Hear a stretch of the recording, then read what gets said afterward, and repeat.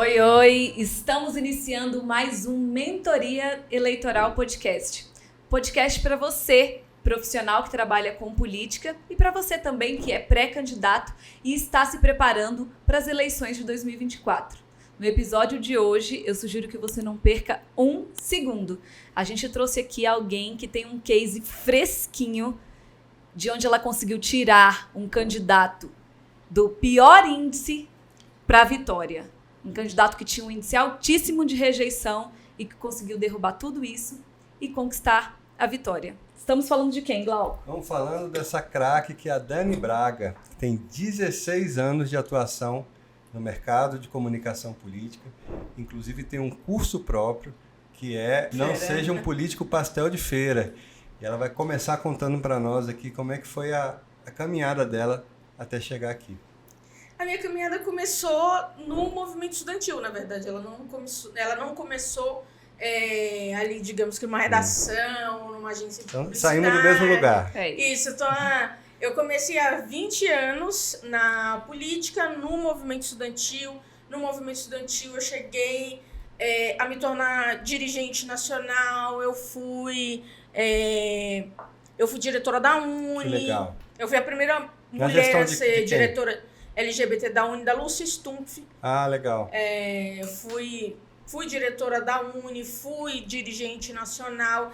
E aí eu entendi a política por dentro. Sim. E a partir de entender a política por dentro, quando eu me formei, eu decidi que gostaria de construir uma carreira na área de comunicação política. Legal. E aí eu comecei trabalhando como assessora na Câmara de Vereadores lá de Palmas do Tocantins. Depois eu fui tomar conta da assessoria de um partido político em nível estadual também, lá no Tocantins, que foi aonde surgiu a grande virada de chave da minha vida, que foi a primeira vez que eu vi um marqueteiro na minha vida. Esse partido, ele tinha um projeto de governo. E aí alguns profissionais, normal, vão apresentar os seus trabalhos. E eu conheci um marqueteiro. E aí eu falei para esse marqueteiro na época, eu queria muito aprender um pouco mais sobre redes sociais, mas eu não sabia nada. Quando eu falo assim, nada não é um pouco, nada é nada. Zero. E eu conversei com esse... Eu achei incrível o projeto que ele mostrou, assim, do ponto de vista conceitual, amarrado, sabe? Posicionamento e imagem juntos. Eu nunca tinha visto um projeto naquele nível. Era um marqueteiro da Bahia, inclusive até hoje a gente trabalha juntos em várias... A Bahia é o celeiro dos melhores marqueteiros do país. Sim, um cara sensacional. E aí eu falei pra ele, olha, eu acho importante que a gente tenha rede social, inclusive indiquei outras pessoas. Chegou uma hora que ele disse assim, quanto que você quer pra fazer esse trabalho? Eu disse assim, não, mas deixa eu te falar que você não tá entendendo, que eu não sei nada. Aí ele, não, mas pode dizer, eu disse, mas você sabe que nada é nada. Nada que eu sei, nada mesmo. Aí ele, não, tudo bem. Ele disse assim, olha, caráter eu sei que você tem, e caráter é o que a gente contrata. A parte técnica a gente consegue formar. Desenvolve. E foi assim que eu comecei a minha trajetória nas redes sociais. Existia uma pessoa que era quem coordenava as redes sociais. Era um projeto onde a gente rodava todos os 139 municípios do Tocantins. O candidato ouvindo as pessoas para que a gente pudesse tanto elaborar o plano de governo, quanto fazer movimentos políticos em todas aquelas regiões do estado. E aí, eu não tinha final de semana. Dia, vida. Eu não tinha, enfim... Hoje você tem? Eu não tinha... Continua, não mudou muito. Mas hoje deu uma melhoradinha, porque quando você descansa, pelo menos você descansa assim, um pouco melhor. Mas naquela época, assim, eu não tinha um final de semana, e eu não tinha porque eu tava muito até pilhada naquela coisa de aprender. Eu lembro que todo mundo teve recesso da agência, e eu pedi para não ter recesso. Porque eu queria saber como é que era a pressão e a sensação de você ter que postar, você ter que programar, e você ter que escolher, e você ter que postar numa rede social de um político. Porque na época, quando eu entrei, claro, eu não era a número 1 dentro do processo. Existia uma pessoa que coordenava as redes sociais e eu fui conquistando a posição de segunda dentro dessa pré-campanha. Acontece que a pessoa que era número 1 recebeu uma outra proposta aos 45 do segundo tempo, e esse mesmo marqueteiro chegou para mim e me perguntou na campanha e disse assim: você quer assumir a posição de coordenar a campanha? Era uma campanha de Senado, de uma pessoa muito conhecida. Uau, majoritária, e eu que disse, legal. E eu disse assim, aí eu fiquei pensando, eu disse assim, quero. Aí ele disse, porque se você não se sente segura, eu chamo outra pessoa, não tem problema. Eu disse, não, eu quero, tô preparada, assim. Mas assim, eu tava assim, eu nunca senti tanto medo na minha vida, assim. Eu tava muito insegura, mas comecei. Foi uma pressão, assim, violentíssima, porque... Do tempo que você falou para ele mas que você não sabia nada, até o momento que você falou, eu topo coordenar uma campanha, a gente tá falando de quanto tempo, mais ou menos? Uns 10 meses. Ou seja, você ficou 10 meses ali aprendendo, observando. Isso. Até se tornar a coordenadora de uma campanha majoritária. Isso, exatamente. E vitoriosa. Legal. A gente conseguiu ganhar, foi sensacional, assim, a trajetória, mas eu aprendi muito nessa campanha, coisas que eu, por exemplo, uso e até vendo, como, por exemplo, no meu curso até hoje. Que foi aí que eu compreendi que existia uma ausência completa de processos do ponto de vista criativo quando você está falando da área de rede social. Porque o que acontece? Normalmente as equipes, elas têm grandes individualidades, especialmente se você tem uma equipe de uma campanha majoritária que você pode contratar profissionais muito bons. Você pode contratar o fotógrafo excelente, o analista de impulsionamento excelente, o analista de rede social, o designer, o criativo. Mas o que acontece é que muitas vezes essas estrelas não conseguem formar um time porque elas não têm um processo. Quando você não tem processo, você termina fulanizando as falhas, você termina fulanizando os erros, e isso termina minando a confiança da equipe e o processo de entender o que é aquela coisa maior na campanha. E impacta diretamente na entrega. Com certeza. Resultado final. Com certeza. Às vezes você até consegue ganhar. Só que você consegue ganhar com a saúde mental destruída, com você, ao invés de construir ali relações e network para você levar para outros trabalhos, é isso. Construir pontos, você termina, às vezes, mesmo que não seja um inimigo, mas você não constrói uma ponte. Então você tira daquele trabalho só o salário. Quem no marketing político deseja ter uma carreira, precisa entender que o salário é a mínima coisa que vai existir. Sim. O mais importante é o que você constrói para além daquilo, porque o salário é a sua subsistência. Sim. Correto? Mas que pontes você construiu, que imagem você deixou naquele trabalho, que reputação você conseguiu construir, que entrega você teve, e você faz isso tanto com seus colegas, quanto você faz isso com seus contratantes, com os políticos, com os colegas de fora. Mas é claro, eu aprendi isso também a duras penas. Eu não vou te dizer que sempre ou sempre foi tão legal trabalhar comigo. Porque quando eu fiz essa primeira campanha, por exemplo, foi um enorme desafio, porque hoje, quando eu chego numa campanha, por exemplo, eu sou a Dani Braga. Sim. Então as pessoas vão me respeitar porque eu sou a Dani Braga. E elas já entendem o know-how do que eu fiz, e elas já entendem que Dani Braga é uma marca, e o respeito advém disso, do meu trabalho e da minha marca. Sim. Agora, quando eu comecei, as pessoas, por exemplo, eu pedia para as pessoas da equipe fazerem uma coisa, as pessoas simplesmente não faziam. Sim. E eu passei 3, 4 dias assim. Até que chegou um dia. Você que eu disse assim. Página 2, que eu falo aqui, não me deixem virar na página número 2. É isso, até que chegou um dia que eu disse assim, agora vai ser do jeito que eu quero e agora vai fazer porque vai fazer. Deu certo. A gente conseguiu vencer, o trabalho foi muito bom. Não vou dizer assim, que era um ambiente de festa. Mais salubre, né? Do mundo, um ambiente né? de festa. Mas foi muito importante porque aquilo foi o início de eu também adquirir respeito daqueles profissionais. Hoje, aqueles profissionais me encontram e eles me respeitam porque as pessoas também te testam. Sim. Então, a questão não é você ser bonzinho. A questão não é as pessoas quererem achar você bonzinho. Você liderar significa que muitas pessoas não vão gostar de você em algum momento. Ou é porque ela sai tarde, ou é porque você não topou uma ideia dela, ou é porque você não topou alguma coisa. Mas quando você está numa posição de liderança, é o seguinte: quando acontece alguma coisa errada, beleza, vem para mim. Não vou deixar ir para você, não. Agora, quando acontece alguma coisa certa também, a campanha, para o que der errado e para o que der certo, para o cliente e para o, vamos supor que tem um marqueteiro geral, ou seja, da área de rede social, né, da coordenação de comunicação em si, ela vai vir para as minhas costas e os profissionais que estão trabalhando no time precisam entender isso. Então, às vezes, não vai ser do jeito que você quer. Ah, mas eu não quero, mas eu não me sinto feliz.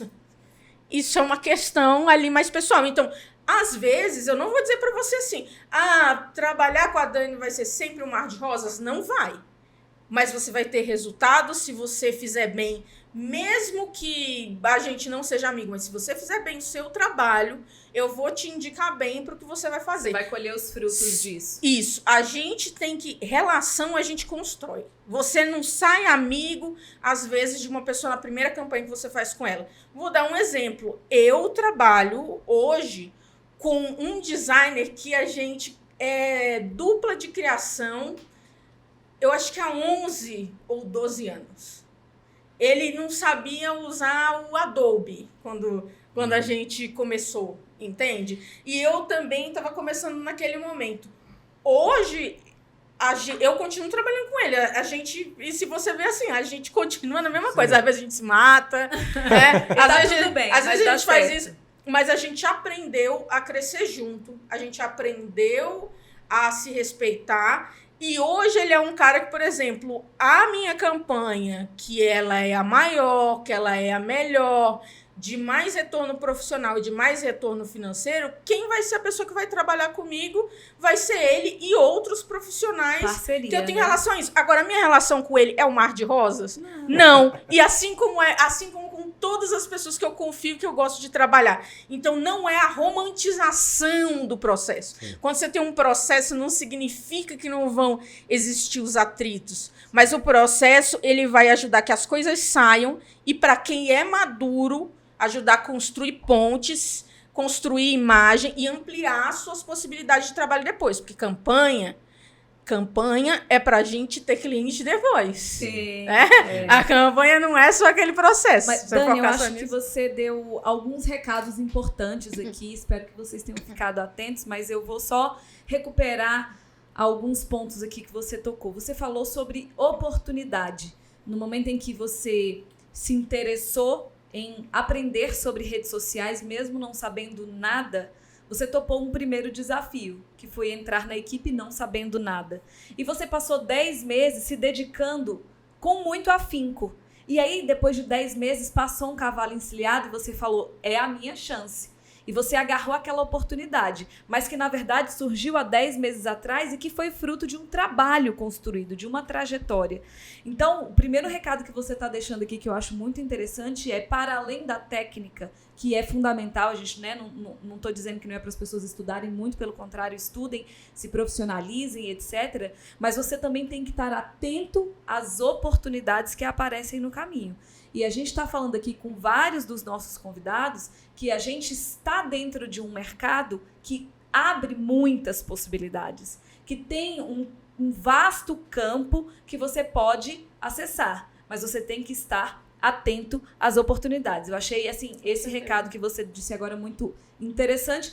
E, além disso, você falou também sobre processos, sobre relacionamento, né? E que uma coisa pode, inclusive, interferir na outra, porque se você chega num projeto desorganizado, a chance de não dar certo é enorme, ou a chance de ter conflitos internos é enorme. Então, outro ponto que a gente também toca muito aqui, que a gente vê de extrema relevância, é cuidar do relacionamento e da saúde mental das pessoas. É como você falou, não vai ser um mar de rosas, mas, gente, é um mar de rosas na sua casa todo dia, né, o dia todo? Não é. E na política, no trabalho, em qualquer lugar, vai ser assim, vão existir conflitos, mas é importante você ter maturidade, discernimento, inteligência emocional para que você consiga superar esses conflitos e seguir adiante com o seu trabalho fazendo a melhor entrega. E não tenhamos ilusões. Campanha é guerra, é disputa, é gincana. Então, é naturalmente um ambiente hostil e tenso. Com certeza, é aquela coisa. Quem não imagina a casa pronta não aguenta a jornada. E essa questão de oportunidades, ela para mim é algo muito caro. Eu fiz muitas vezes coisas porque vi a oportunidade e tive pessoas que confiaram no meu trabalho, porque eu sempre tive uma coisa na minha vida. Tipo, olha o meu background, assim. Olha a minha questão, eu sou uma mulher do norte, negríndia, sou do movimento LGBTQIA+, e mais uma coisa na minha vida eu sempre quis profissionalmente. Eu não sou contra ações afirmativas, tá? Não vejam isso. Mas eu sempre quis não ser uma cota. E o que me deixa muito feliz na trajetória que eu escolhi, e por isso eu abracei todas as oportunidades que eu tive. Por exemplo, o Compol Mulher, quando eu abracei a possibilidade de fazer o Compol Mulher, hoje a minha empresa vai fazer, além do Compol Mulher, outros 3 Compols como host. A gente está fazendo o Compol Bahia, que é agora dia 22 de março. A gente está fazendo o Compol Goiás, que é dia 5 de abril, e o Compol do Tocantins, que é dia 19 de abril. E o que acontece? Eu já tinha feito, por exemplo, um Compol Mulher ou um encontro para mulheres. Não, mas eu topei o desafio. E eu topei o desafio por quê? Porque eu acho que é emblemático para o mercado você ter uma mulher que é negríndia, LGBTQIA+, idealizadora, e uma das realizadoras desse projeto, sabe por que isso significa? Para o mercado e como exemplo de que eu não sou uma cota e de que outras pessoas, mulheres com diversas características, não precisam ser uma cota. Porque o que me deixa melhor hoje, quando eu sou convidada para uma palestra, eu realizei um dos grandes sonhos ali que eu tinha no ano passado, que foi me tornar palestrante nacional. E foi muito forte para mim, por exemplo, quando eu consegui apresentar o Davi contra Golias, que me abriu muitas portas e me transformou em palestrante nacional. Legal. Por quê? Porque quando eu apresento o meu case e isso me abre mais portas e as pessoas aplaudem e perguntam sobre isso, isso quer dizer que eu não tô naquele palco porque eu sou negra, eu não tô naquele palco porque eu sou mulher, eu não tô naquele palco porque eu sou LGBT. Eu tô naquele palco porque eu sou muito boa no que eu faço. Então, é isso que eu quero para minha carreira. Eu não quero ser uma cota. A gente escolheu, por exemplo, para fazer parte do Compol Mulheres, a gente primou pela inclusão, a gente primou pela diversidade, mas a gente olhou também o trabalho. Com certeza. Você tem que olhar o trabalho. Quem tem um trabalho que é muito bom que vai estar lá. Porque é esse o recado que eu quero passar. Eu quero passar para a minha marca, porque a minha marca é assim. Eu quero passar para as pessoas que possam se inspirar nisso. Então, hoje, quando eu sou convidada, não é porque eu vou ser a cota de um congresso. É porque eu vou dar uma das palestras principais. Pausa para o momento de gratidão. Está aqui conosco Dani Braga, que, como ela acabou de falar, é a organizadora, uma das organizadoras do Compol Mulheres, o evento no qual eu também estarei. Então, aqui, em nome do Mentoria, eu agradeço o espaço que vocês cederam para o Mentoria Eleitoral, porque eu estando lá, o Glauco também estará lá. E aí você falou de um ponto que eu achei... Para dizer que estamos todos muito orgulhosos aqui. Muito vai ser legal. Histórico. Vai ser histórico. Para além... né, de toda a representatividade, que era sobre isso que você estava falando também.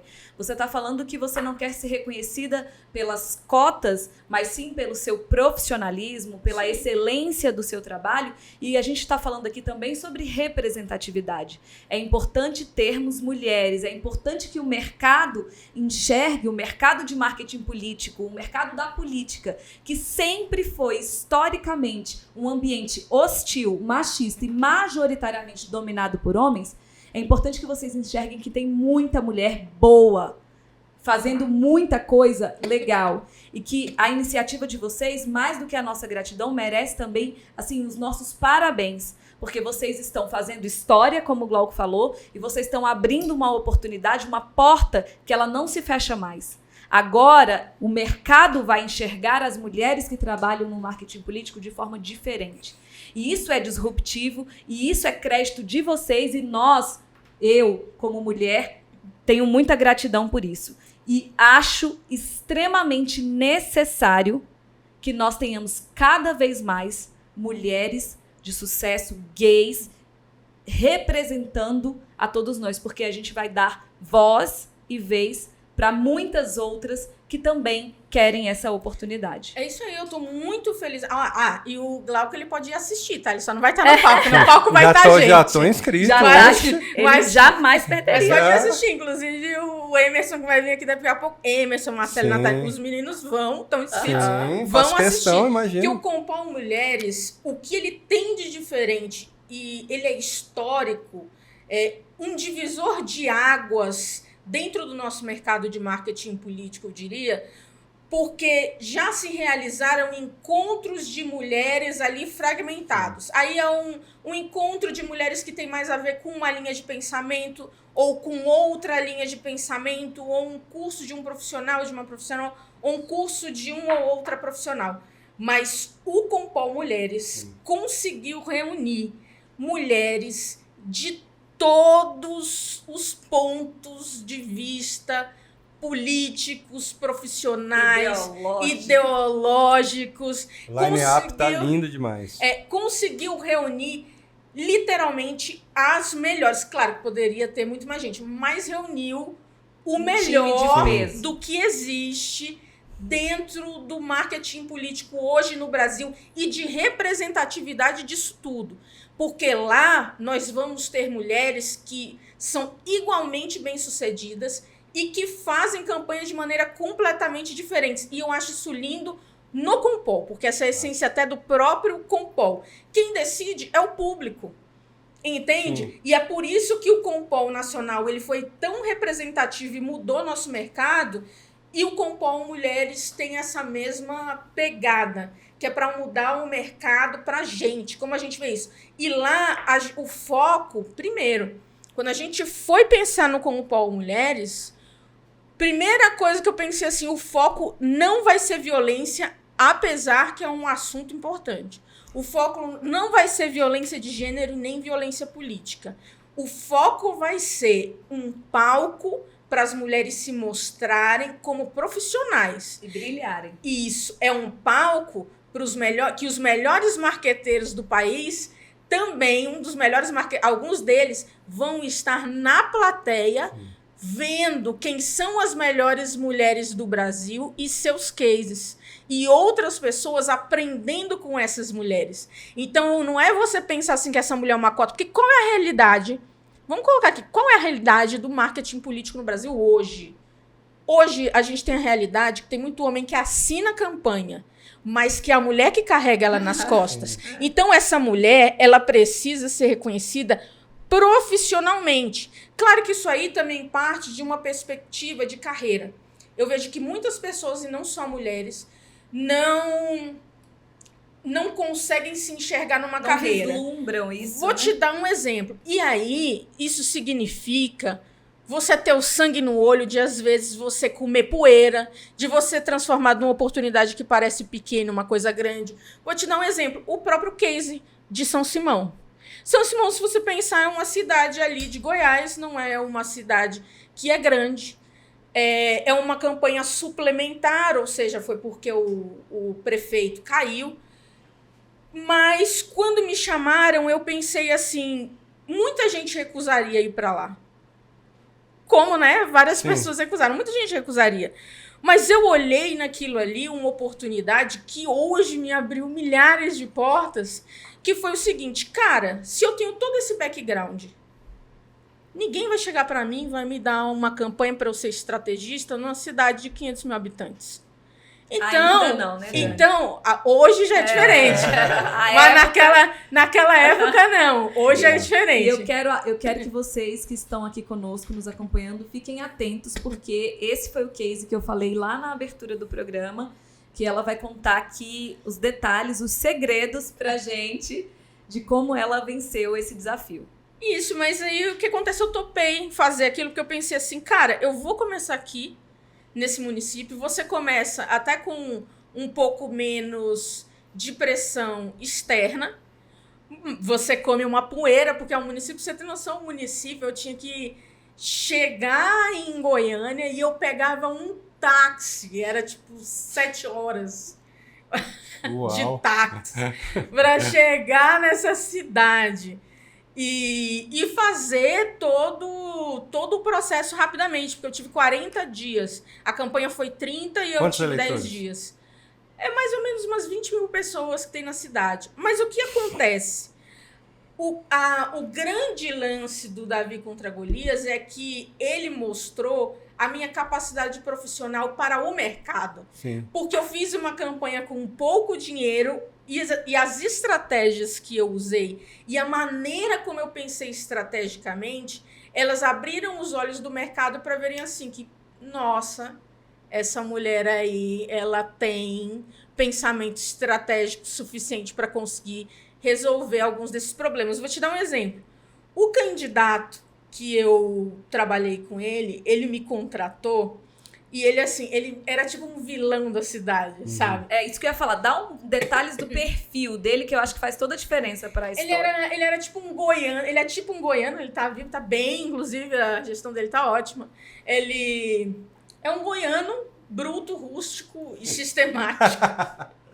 Ele não é uma pessoa mais velha, ele é uma pessoa jovem, mas é uma pessoa, assim, rústica, sistemática, uma pessoa que tem uma cara um pouco assim de pouco afável, sabe? Sim. E ele, assim, eu até brinquei com eles quando eu vi a pesquisa e tal. Eu disse assim, nossa, mas esse cara aqui, se furar uma bola na cidade, vamos dizer que é culpa dele, né? Porque assim...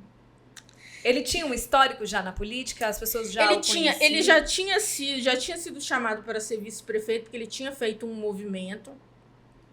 Só que o prefeito, como ele cresceu, rompeu com ele. E aí, nessa eleição, o prefeito que tentava a reeleição da chapa que ele era vice, os dois saíram, os dois perderam. Entrou uma outra pessoa que foi cassada. Mas não só isso. A cidade teve 4 pessoas se revezaram durante 8 vezes, durante 2 anos e meio, nesta cidade. Então, era um clima de instabilidade muito grande. Quando a gente pegava a pesquisa, o meu candidato era o mais rejeitado. Ele estava perdendo eleitoralmente porque tudo estava a favor dele, do adversário. O adversário era vereador eleito, ele tinha apoio da Câmara, tinha apoio da Prefeitura, ele é do partido do governador de Goiás, que é super bem avaliado. Sim. Ele construiu uma coligação, isso permitia que ele tivesse quase todas as inserções do dia na rádio, tivesse um programa super grande na rádio. Então, ele tinha uma certa expectativa ali de vitória. E o meu candidato saiu com a chapa pura, a vice dele... Era uma professora de aula, que dava aula particular na casa dela. Para você ter noção do nível Sim. do que ela não estava nas redes sociais, ela não tinha um WhatsApp. Uau! Assim, não tinha um WhatsApp e tal. Então, ela era zero conhecida. E, enfim, e a partir daí, mas olhando a pesquisa, o que a gente traçou? Claro, você olha esse cenário e você pensa assim, a chance é basicamente quase zero. Mas eu percebi que a gente tinha chance se a gente errasse o mínimo possível, assim, nada de preferência, e se a gente fizesse duas coisas. A primeira coisa, a gente precisava dominar o tema da eleição. Na pesquisa eu percebi que o tema da eleição era a água. A cidade tinha um enorme problema de água, porque as pessoas não pagavam água na cidade, elas começaram a pagar água há pouco tempo, por causa de uma parceria público-privada, só que a taxa mínima ficou muito alta. R$ 87,00 por uma cidade de 20 mil habitantes. E para quem não pagava nada. E para quem não pagava, já é caro. Eu já acho caro assim do nada. Sim. Então, assim, tinha isso. Quando tinha lugares que a água não chegava, e quando a água chegava, a água era imprópria, as pessoas adoeciam muito. E eu vim perceber a gravidade disso, claro, eu vi a pesquisa, mas eu percebi a gravidade disso, especialmente quando eu cheguei na cidade, eu fui visitar, assim como a gente está aqui no estúdio, e aí eu pedia uma água. Quando eu pedia uma água, sem brincadeira, a gente ia visitar, tinha, sei lá, 10 pessoas. O dono da casa chegava com 10 garrafinhas de água e dava uma garrafinha para cada pessoa. Quando foi na terceira casa, ele disse assim... Não tem, né, água do não tem filtro bases. Sim. E para eles, isso é completamente natural. Isso era natural. Então, um dos vídeos, inclusive, que a gente fez, que viralizou na cidade, ele se chama Não Naturalize o Absurdo. Que ele pegou assim, olha, isso aqui... Ele mostrou, olha, isso aqui é cultura. Aqui, mas isso aqui em outros lugares não existe. Porque as pessoas... Então, a gente começou a falar sobre a água. E aí, eu entendi que o meu candidato precisava dominar o tema da eleição. Para isso, eu fiz um podcast numa sala que é, com certeza, menos da metade que essa sala que eu tô aqui agora, e com um celularzinho, e perguntei o que eu queria da água, inclusive todos os assuntos mais espinhosos.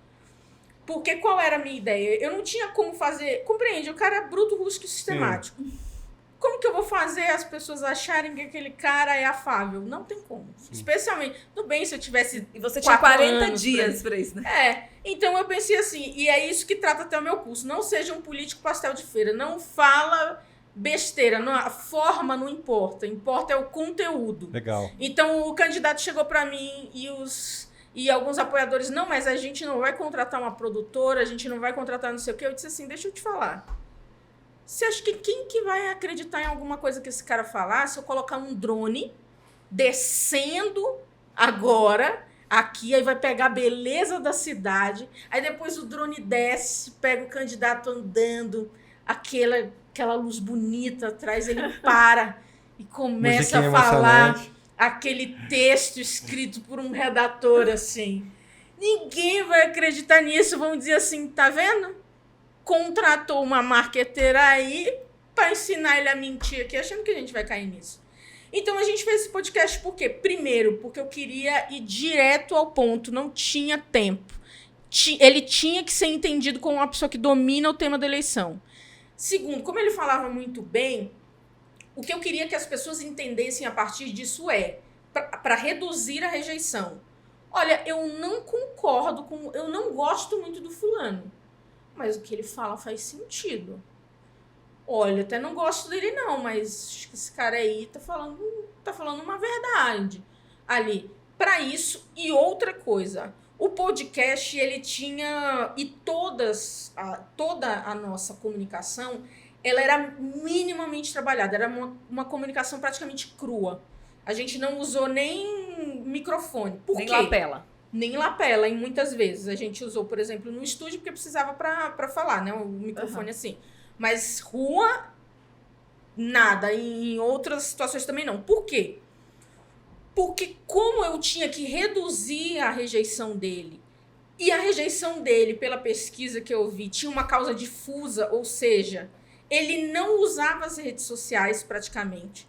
Então, ele não dominava a narrativa dele. Não dominando a sua narrativa, tudo que a oposição fazia para tornar a imagem dele negativa fazia sentido para as pessoas.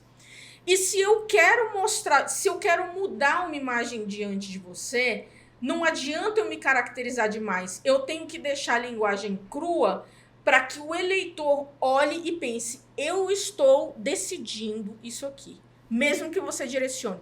Porque pense, isso serve para tudo. Se eu disser para você hoje, aqui, você tem algum sonho de consumo? Provavelmente você vai me dizer que sim. Se uma pessoa de telemarketing ligar para você e começar a te oferecer coisa para você comprar, você vai ficar puta. Porque todos querem comprar, mas ninguém quer ser convencido. Na política, na vida e em tudo. Então, tanto na nossa linguagem de vídeo, como na nossa linguagem de cards, por exemplo, a gente não tinha coisas que eram imperativas. A gente mostrava opções. E, claro, a melhor opção... Sim. A gente direcionava, digamos assim, a nossa opção. A gente, por exemplo, falou de mudança numa linha de cards sem falar a palavra mudança. Porque na pesquisa dizia que as pessoas queriam uma mudança. Só que eu tinha um candidato que estava perdendo, eu não podia errar.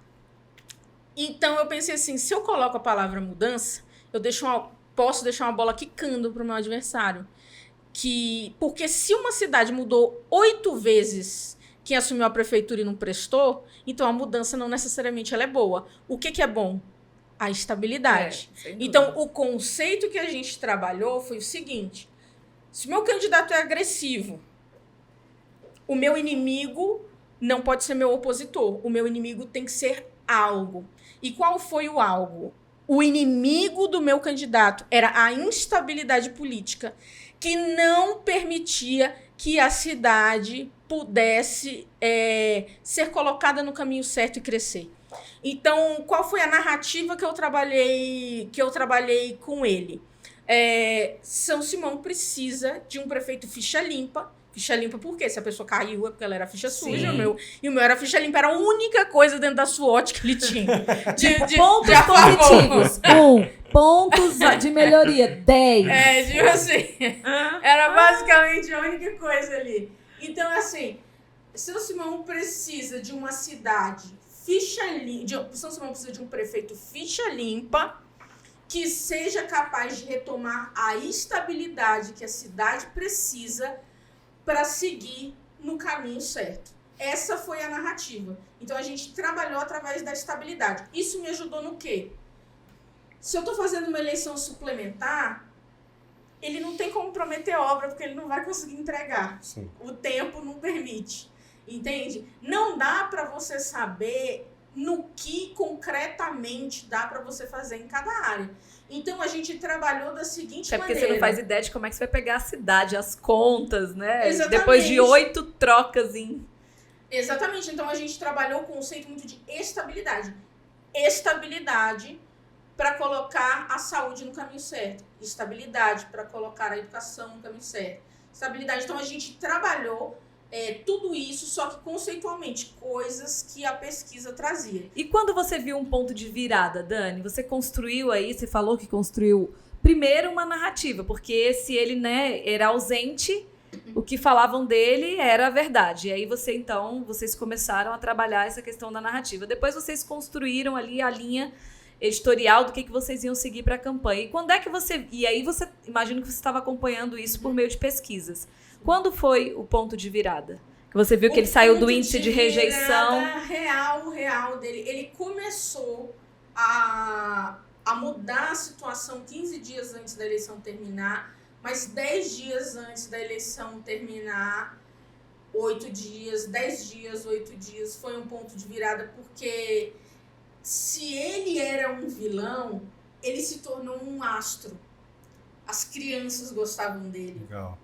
As pessoas esperavam por ele na casa. Ele que não tinha nem senha de Instagram, ele já queria saber quais eram os números. A gente fez um vídeo no final e quando eu recebi essa declaração, aí eu percebi que realmente a imagem dele tinha mudado. Eu disse assim, não, a imagem desse cara mudou. O pai de uma menininha mandou um áudio, era a menininha falando. E era a menininha dizendo assim, que adorava ele e que que ele ia ganhar e que queria entregar a chave da cidade para ele. Quando apareceu isso no Instagram, que a menina da gestão de respostas mandou para mim, eu chamei ele e disse, vamos gravar um react aqui agora, eu vou colocar um negócio para você. E a gente continuou, a menina realmente entregou a chave da cidade para ele na posse. Mas quando teve isso, eu entendi que a imagem dele mudou, porque ele se tornou uma pessoa que todo mundo queria estar... Ele parecia,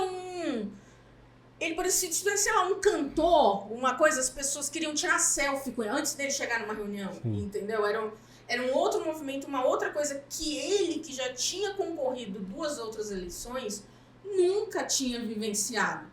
E aí, com 7 dias antes das eleições, a gente recebe uma pesquisa, e na pesquisa eu fiz uma pergunta, quem você acha que é o candidato mais preparado para resolver o problema da água? 49,5% acreditavam que era o meu candidato, e só 12 ponto alguma coisa achavam que era o principal opositor do meu candidato.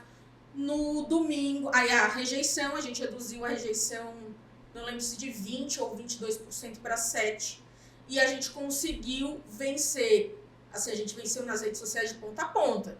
Ele, pra vocês terem noção, ele estava totalmente atrás, número de seguidores e tudo, a gente ganhou, ultrapassou o adversário em número de seguidores, a gente teve um maior engajamento absoluto, a gente tinha um maior volume de postagens, e a gente também ganhou as eleições com 48 ponto algo, não sei se 7 ou 8%, e o nosso adversário teve 45 ponto alguma coisa. Se você pensar que a pessoa que teve 45%, ela tem toda a estrutura institucional com ela. A máquina. E a gente, digamos que praticamente sozinhos, por isso que era o Davi contra Golias. Vocês nem saíram do zero, vocês saíram do negativo. Então foi interessante. E por que Davi contra Golias? Porque eu acho essa história muito emblemática para quem gosta de estratégia. Sim.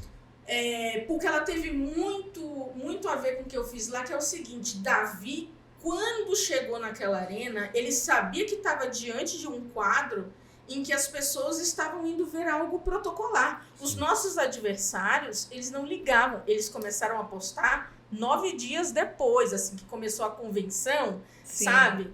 Eles começaram, porque tem convenção, aí fica mais gostoso assim, né? Eles tipo assim, eles achavam que era protocolar. Sim. Outra que Davi Ou seja, vocês estão, assim, a Dani tá dando várias mensagens aqui, mas ela acabou de dar uma mensagem para você não subestimar o seu adversário. Também não superestime, mas subestimar eu acho que é um pouquinho pior. Não subestime o seu adversário. E outro ponto que eu destaco também da sua fala, da importância, que é você entender a dor do seu eleitor.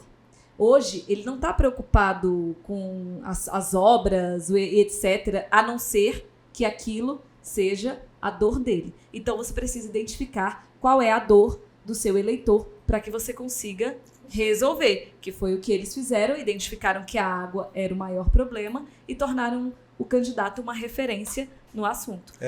Sensacional. Eu queria aproveitar para fazer uns destaques. Primeiro que assim, o case é sensacional, parabéns. Foi incrível essa história toda, né? Essa saga. E muita gente, a gente está falando de um case de um município do interior, e muita gente de município de interior não atenta para algumas sutilezas do que a Dani traz para nós. Por exemplo, no interior, e ela falou isso, a inserção é de rádio. Então, a rádio ainda tem importância. Né? Então, assim, inclusive para a produção de conteúdo específico para a rádio, né? Para não reproduzir ou conteúdos de outro lugar só usando o áudio. Né? A rádio é uma conversa que entra na casa das pessoas. Segundo, é isso que a Aline trouxe, quer dizer, às vezes a gente escuta muito dos nossos mentorados aí do Método Coliseu, eles quererem fazer uma plataforma sofisticada, espelhada nas capitais, nos grandes temas, na polarização e etc, etc. Mas, na maioria das vezes, a solução está no simples, bem observado, bem feito, aquela dor mesmo que machuca. Né? Então a Dani conseguiu encontrar a dor que unificava o eleitorado do município e trabalhou com ela, né? Que era a água. Né? Assim, quem imagina, principalmente quem mora em grandes cidades, que a água pode ser central numa eleição. E foi. Né? E por último, vale o mesmo raciocínio para linguagem, né? Existe um certo comportamento dos candidatos de quererem se produzir, estar diante do eleitor com um tipo de linguagem que muitas vezes confronta a possibilidade dele criar conexão. E a Dani foi muito sagaz também nisso, assim, de fazer com que aquele candidato parecesse e fosse, de fato, alguém real e que conectasse com as pessoas. Fantástico. Sensacional, Dani. Acho que só para pegar o último gancho aí da humanização, né, no caso do seu candidato, isso é uma tendência no marketing como um todo. As grandes marcas estão se humanizando. Afinal de contas, pessoas não se relacionam com marcas, nem com projetos. As pessoas se relacionam com pessoas. Então você tem que ser o que você é. A autenticidade faz muita diferença. E ser quem você é vai conectar muito mais do que inventar um personagem e se robotizar. Agora, Dani, eu queria pegar, mais uma vez, parabéns pelo case, e eu acho muito interessante o título do seu curso, que é Não Seja um Político Pastel de Feira. De onde surgiu? Como é que, enfim, como é esse curso? Conta um pouco pra gente. Surgiu do seguinte. A gente... De tudo que é político, né, a gente na vida trabalha. De todo tipo de personalidade. Sim. E o insight que eu tive pro Pastel de Feira foi de um político que especificamente eu não gostei muito de trabalhar com ele, porque ele era o político diretor de cinema, ele era diretor de edição, ele era tudo, ele queria ser tudo, menos o candidato. Então ele era completamente aficionado por drone. Ele era completamente aficionado pela... Como que eu vou te dizer assim? Pela coisa mais rebuscada, sabe? Ele queria que a linguagem fosse cinematográfica. Sim.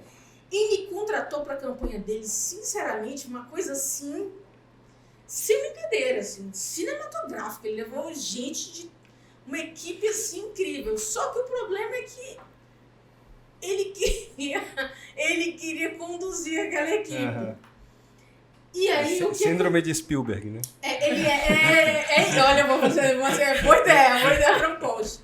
E o que acontece é que ele me deu um super insight, que foi o seguinte. Eu pensei, o importante não é a forma, o importante é o conteúdo, porque ele não adiantava. Eu chegava e dizia assim, olha, e ele tinha alta rejeição. E eu dizia assim, olha, esse conteúdo cru deu muito mais certo. Só que se não fosse cinematográfico, ele achava que ninguém estava trabalhando.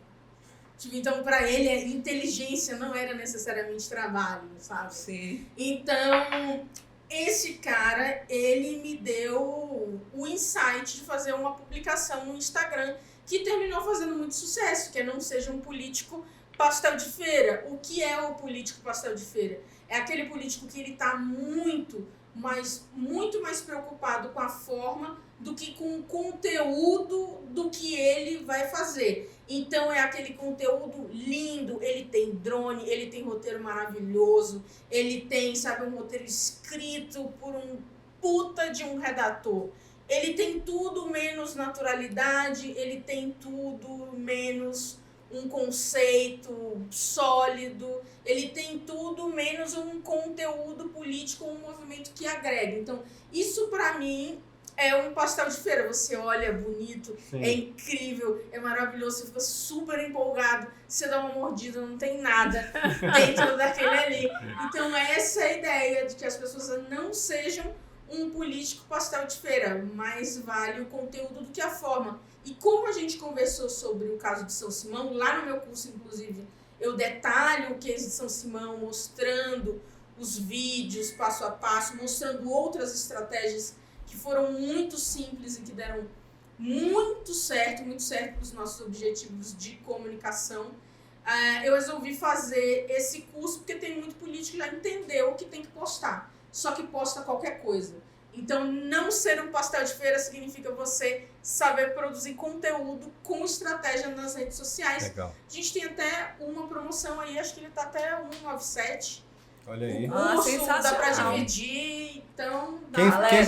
Quem quiser contratar tem que fazer o quê? Tem que ir aonde? Pode ir no meu perfil do Instagram, lá tem o link. Qual o perfil?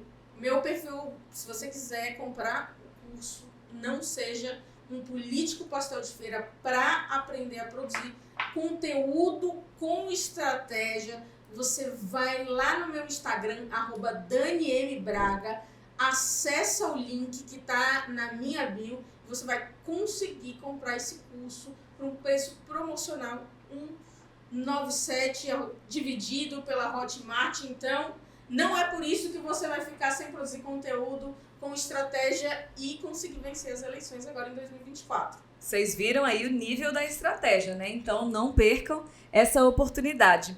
Agora, Dani, eu queria levantar uma bola aqui com você e que, por incrível que pareça, você não vai acreditar como eu não acreditei, mas o Smile acabou de me mostrar que a gente já está chegando ao final aqui da nossa gravação, mas eu queria falar um pouquinho com você sobre o mercado. Assim, a gente está num ano eleitoral, a gente tem tratado desse assunto com todos os nossos convidados aqui. E a gente sabe, como a gente já falou aqui, primeiro, muito bacana que você tem uma trajetória muito parecida com a nossa. Você vem da base, você vem da militância, você conheceu a política, como você falou, por dentro. Mas a gente sabe que profissionais como nós ainda são uma raridade. Né? Mas a gente está indo por uma avenida de possibilidades que essa campanha vai trazer, com muito recurso, inclusive, envolvido, mas ainda assim com déficit de profissionais e etc.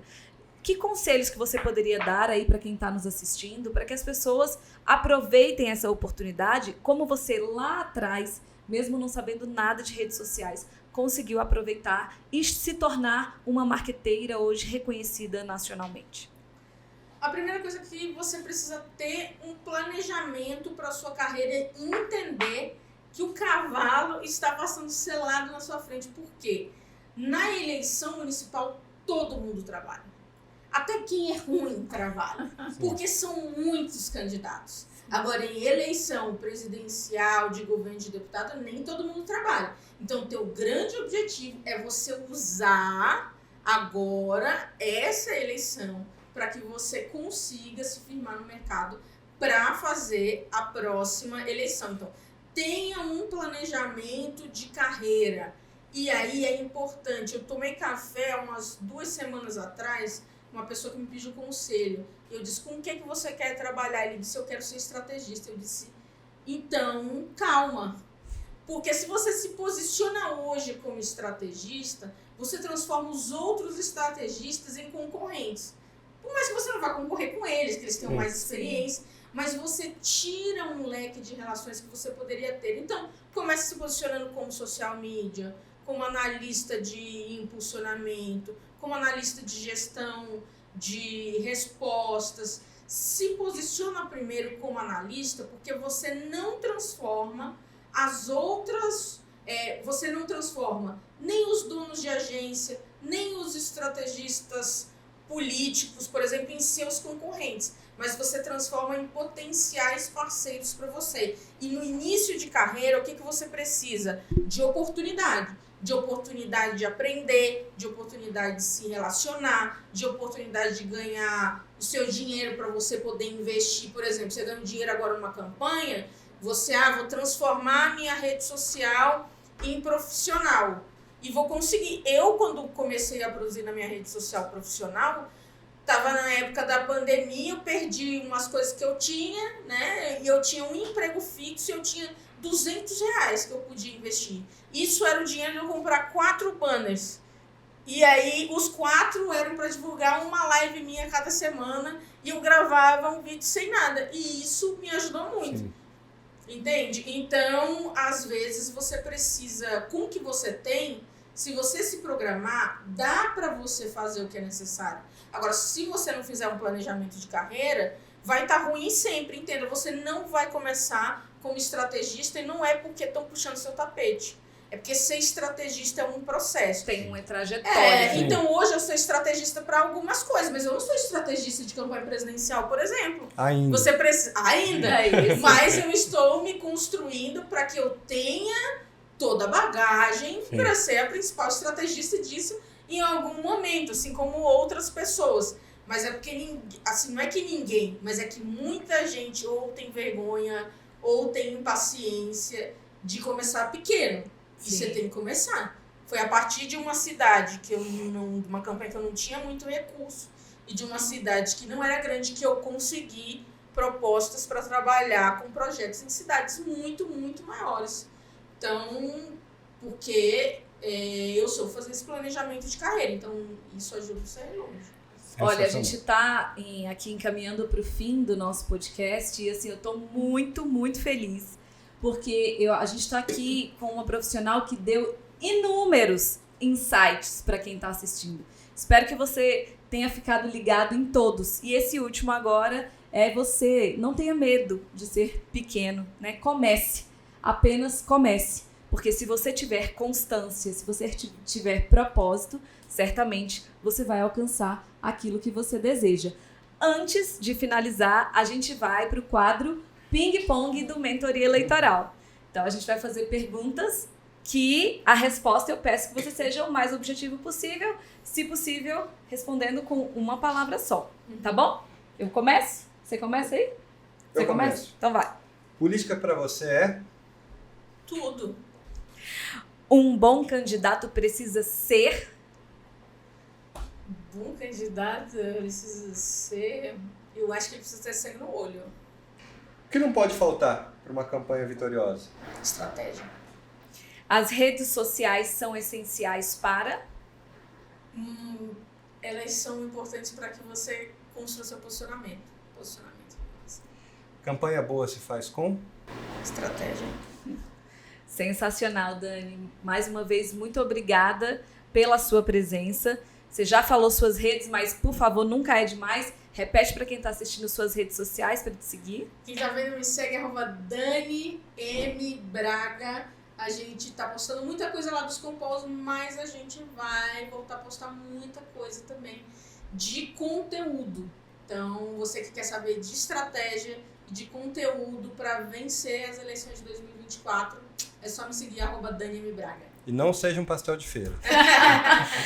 Se você ainda não se inscreveu no nosso canal do YouTube, por favor, né? Se inscreve aí, ativa o sininho para você não perder nenhum episódio, porque a gente está gravando vários aqui. E nos siga nas nossas redes sociais, @Mentoria Eleitoral. Obrigada se você ficou conosco até agora e até a próxima. Valeu, Dani. Gratidão. Obrigada, Gente, Dani. obrigada.